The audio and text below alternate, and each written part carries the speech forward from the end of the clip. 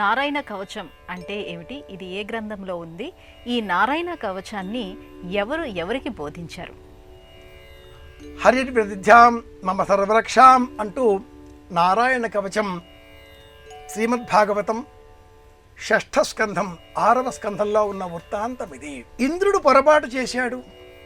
బృహస్పతి గురువు చెప్పే మాటలు వినలేదు. దానితో శాపం పొందవలసిన స్థితి ఏర్పడింది.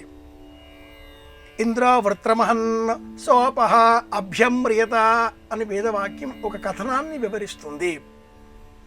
పూర్వం త్వష్ట ప్రజాపతి ఈ ఇంద్రుడిని అంతం చెయ్యాలి అనే సంకల్పంతో ఓ యజ్ఞం చేశాడు. విశ్వరూపో వై త్వాష్ట్ర పురోహితో దేవానామాసీత్ స్వశ్రేయోసురాణం అనే మరి ఒక వృత్తాంతం మంత్రరూపంలో ఈ కథ చెబుతుంది. ఇంద్రుడిని చంపాలి అనే సంకల్పం కాస్త ఇంద్రునితో చంపబడేవాడుగా కంఠధ్వని మారడంతో అర్థం మారిపోయింది. ఏమైనా విశ్వరూపుడు అనే అతడు ఇంద్రుడికి ప్రత్యామ్నాయంగా స్వర్గాన్ని అధిరోహించేటటువంటి తరుణం ఏర్పడింది.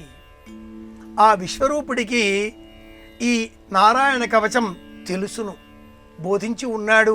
దానిని ఇంద్రునికి బోధించడం ద్వారా ఇంద్రుడు ఆ నారాయణ కవచాన్ని తాను స్వీకరించి 32 శ్లోకాలతో ఉండేటటువంటి ఈ నారాయణ కవచాన్ని పూర్వం ప్రాచీనులు ప్రతిరోజు సూర్యోదయం కాకంటే పూర్వమే వినేటటువంటి వారు, చెప్పేటటువంటి వారు.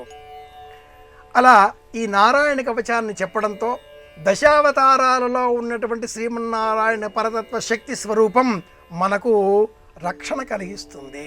పాయాన్ దధానోష్ట గుణోష్ట బాహు. ఇలా ఈ నారాయణ కవచం 32 శ్లోకాలతో ఉన్నటువంటి విభాగాన్ని శ్రీమద్భాగవతంలో 6వ స్కంధంలో మనం తెలుసుకోవచ్చు.